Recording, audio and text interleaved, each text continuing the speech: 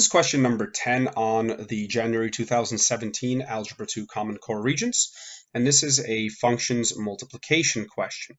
What we have is two functions, p of x is a times b to the x. It's important to note that only the b is being raised to the x, the a is not.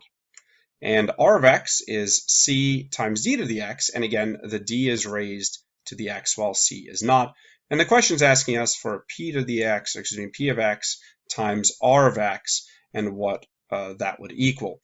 So yes, you can back solve this, or rather substitute in numbers, put in a number for a, put in a number for b, for c, for d, and then for x. But that would be very, very tedious because you'd have to do a lot of different inputs to verify our answer. You'd have to come up with 5 distinct numbers.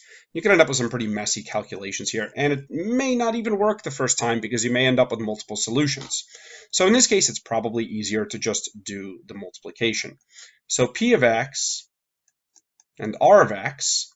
So p of x is a b to the x.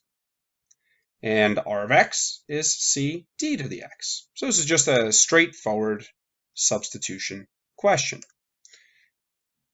Now, it doesn't appear that any of these answers match up, and we do need to remember something from laws of exponents. If I have a number to the x, let's say k to the x, and then m to the x, that's the same thing as km to the x.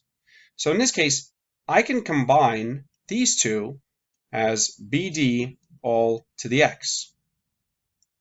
And AC are also to the same power. They're to the power of 1. So I could just multiply them.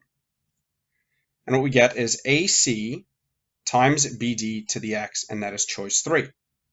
So again, note that we can multiply things that are raised to the same power. And because multiplication is commutative, I can rearrange this however I want.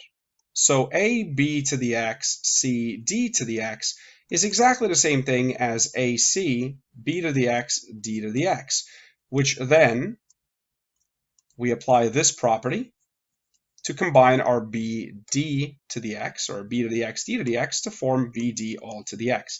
And AC just stays on the outside. They're not raised to any power. They're effectively raised to the power of 1. That matches with answer choice 3.